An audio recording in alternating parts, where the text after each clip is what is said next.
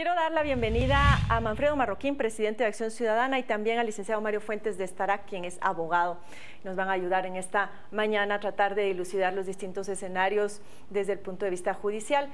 Pero antes de eso, para ponernos en antecedentes, Manfredo, ustedes pusieron una denuncia hace 11 meses, inclusive antes que el caso La Línea se conociera en el Ministerio Público.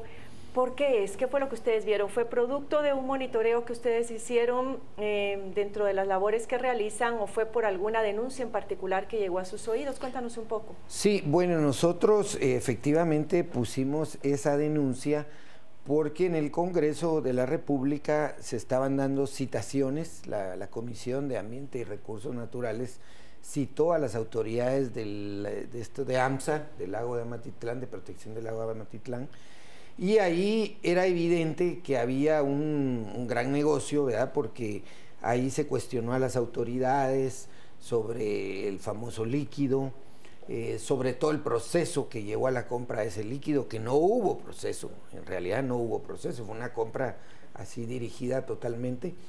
Y nosotros incluso nos dimos a la tarea, al conocer de esas citaciones, de recoger algunas declaraciones que se dieron en esas citaciones, incluida la de un periodista de un medio de comunicación local, en el que el periodista le preguntó al director en ese entonces, en ese momento, ahora exdirector de AMSA, que por qué habían hecho esto si tenía tantas anomalías, y él reconocía en ese audio que se había hecho por instrucciones de la vicepresidenta Roxana Valdetti.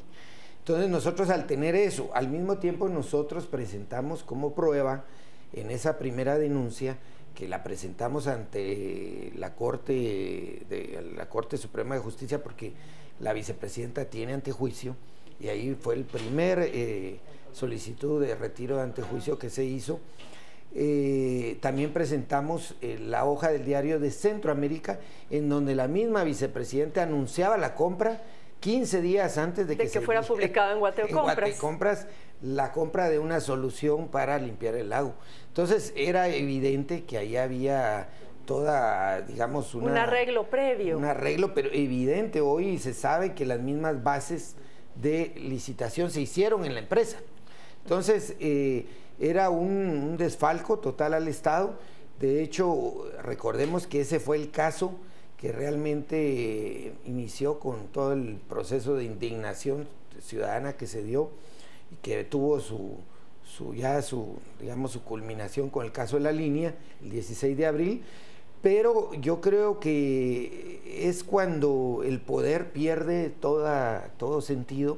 Ellos estaban en un ambiente de total impunidad, hay que decirlo. Muy seguros. Muy seguros de sí mismos, y de hecho cuando nosotros presentamos esa primera solicitud de antejuicio contra la vicepresidenta, yo recuerdo sus reacciones, eran que sin ninguna importancia, que eso no tiene materia, que eso no va a pasar nada. O sea, estaban tan confiados. Recuerdo incluso que ella ya en algún momento mostró tener cierta confrontación contigo y lo hacía público en distintas ocasiones. Sí, porque nosotros siempre presentamos muchas denuncias y el tema era que había todo un discurso de que estaban haciendo cosas por la transparencia, y uno sabía que eso no era real. Entonces nosotros desde el inicio de ese gobierno marcamos una distancia que nos llevó a una confrontación con ellos, porque realmente era un gobierno cínico en lo que estaba haciendo. Ese es mi punto que le quiero plantear al licenciado Fuentes, y es ese cinismo, esa burla, porque yo creo que lo que ha molestado mucho al ciudadano es el hecho de que hayan inventado esa fórmula mágica que no era, según los diferentes estudios, era agua con sal, y pensar que esto iba a ser un negocio que se iba a realizar de manera fácil. Eso también habla mucho de un sistema de justicia muy frágil, o que no funcionaba en ese momento, porque ni siquiera se hizo la trama desde un punto de vista o una estrategia muy sofisticada, sino que todo fue muy burdo. ¿Qué reacciones tiene usted ante el caso? Sin duda, todo eso, esta corrupción viene de hilo témpore en el país. O sea, yo creo que por eso se manejaba la cuestión con absoluto cinismo. El gobierno, el sector público, pues se había convertido en un botín. botín político. Quien llegaba al poder, pues obviamente no era para servir desde los distintos cargos públicos, sino que indudablemente era para llenar enriquecerse, llenarme, sí, y entonces, como decía, a mí no me des dinero, sino poneme donde haya, ¿verdad? Que ese era, digamos, el adagio o el aforismo que se manejaba. Y consecuentemente, pues, se actuaba con absoluta y total, como dice Manfredo, impunidad, cinismo, ¿verdad? Simple y sencillamente nos toca, ¿verdad? Y al tocar, pues, eso significaba, era el momento de enriquecerse, ¿verdad? Donde hay lodo, pues hay que atascarse, como dice otro aforismo, ¿verdad? Claro. Y pues ahí se ve, ¿verdad? Cómo la codicia desaforada, ¿verdad? Que ese es tal vez un problema ético muy serio que existe dentro de la clase política, pues era digamos, el objetivo. Y pues como se ha venido señalando, pues el detonante realmente de los escándalos que se dieron el año pasado es precisamente este caso del lago de Amatitlán. Acá sin duda, es difícil, o qué tan fácil o qué tan difícil puede ser llegar a determinar la culpabilidad del hermano, porque él no era cuentadante.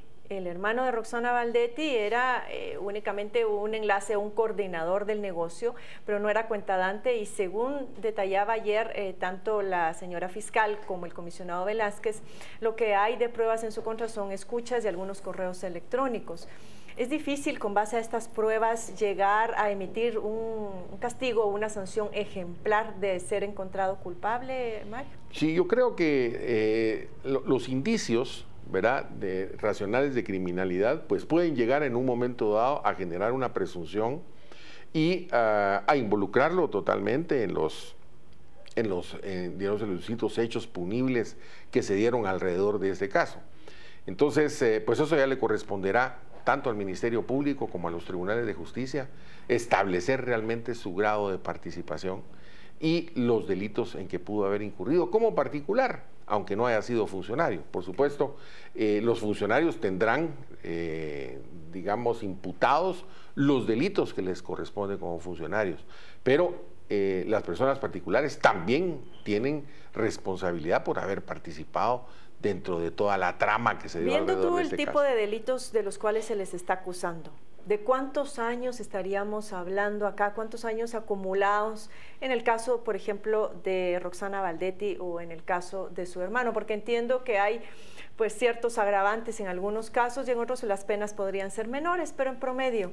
Bueno, esos son los casos que hasta el momento van, porque según ha trascendido, hay más casos que se están investigando. Pero hablemos de este en particular, del lago de Amatitlán. Bueno, en el caso del lago de Amatitlán, imaginemos, comienza con la asociación ilícita, después hay otros delitos cohecho como pasivo, cohecho activo, enriquecimiento fraude, ilícito, tráfico de influencias. Bueno, si se acumulan todos esos delitos, pues podríamos llegar a 50 años.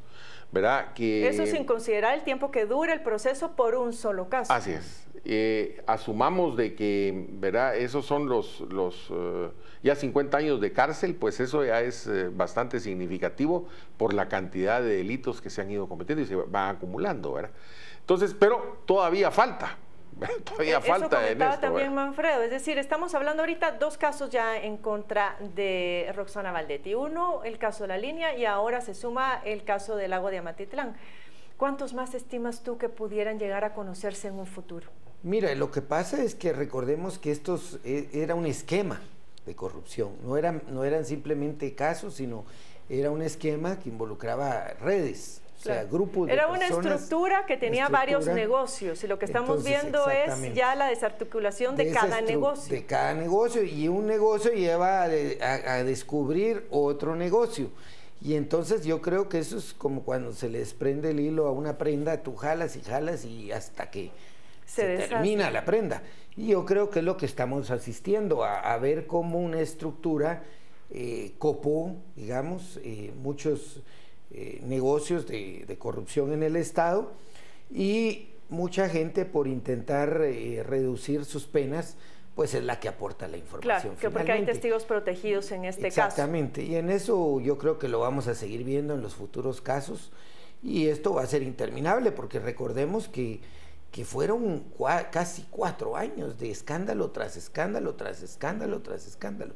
Vamos a irnos ahora a redes sociales, porque se planteó la pregunta a nuestros seguidores en redes sobre qué expectativas tienen o qué esperan del sistema judicial en este caso de estafa millonaria, un nuevo caso de estafa millonaria al Estado. Adelante, Pietro. Efectivamente, Carmen, eso fue lo que le preguntamos hoy a nuestra audiencia y estos son los comentarios que nos han llegado al momento. Carlos Romeo nos dice que devuelvan el dinero robado más intereses. Luego Alberto nos comentó, para ser sincero, nada. Ya se sabe, no se puede y hacer nada, tal como los casos de Otto Pérez Molina y Roxana Valdetti. Veamos, pasaron las fiestas de fin de año tranquilos y la justicia en Guatemala está en los suelos. Pero ustedes...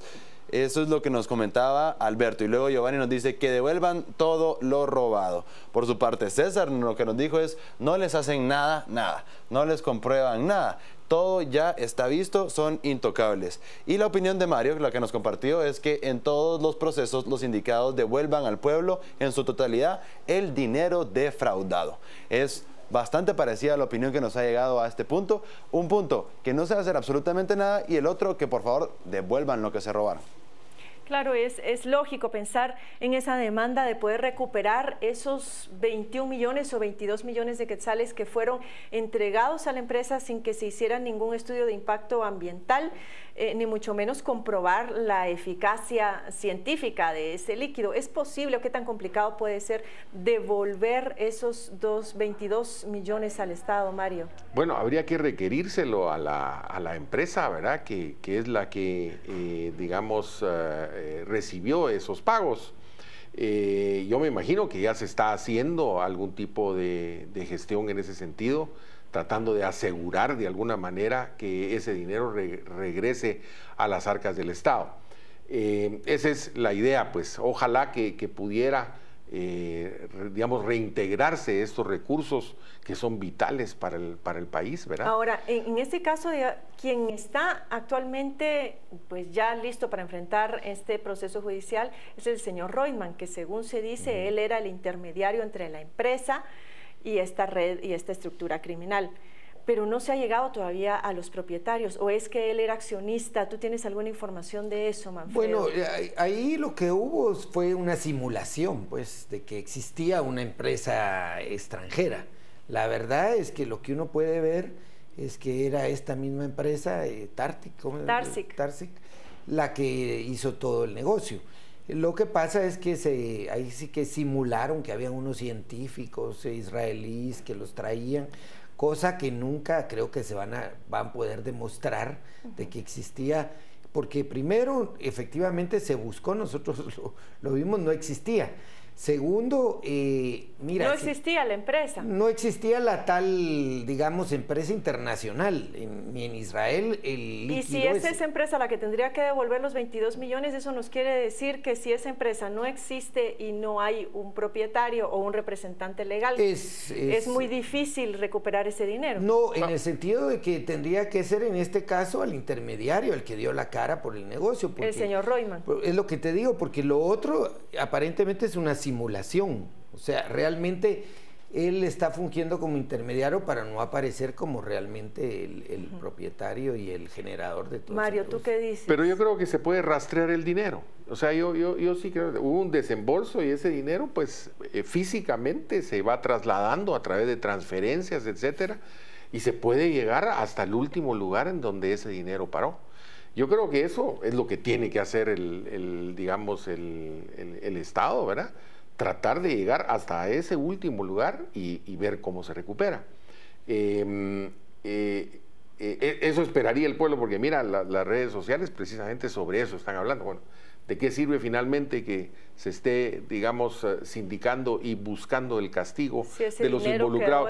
Si al final el dinero se perdió y bueno, va a beneficiarlos pues en alguna medida. Posiblemente con ese mismo dinero van a pagar a sus abogados y van a pagar su defensa, exacto, ¿verdad? Exacto. Y acordémonos que ese era apenas el abono de esos porque claro, el contrato era un pequeño adelanto. Era un adelanto, el contrato total era por 130 y pico de millones. O sea, ahora, En este tipo de casos, y con eso cerramos ya con ambos, hay bastante escepticismo. A pesar de que han habido indicadores positivos de que el sistema de justicia está funcionando, es evidente que el Ministerio Público ha tenido que enfrentar situaciones complicadas en el nivel de los tribunales.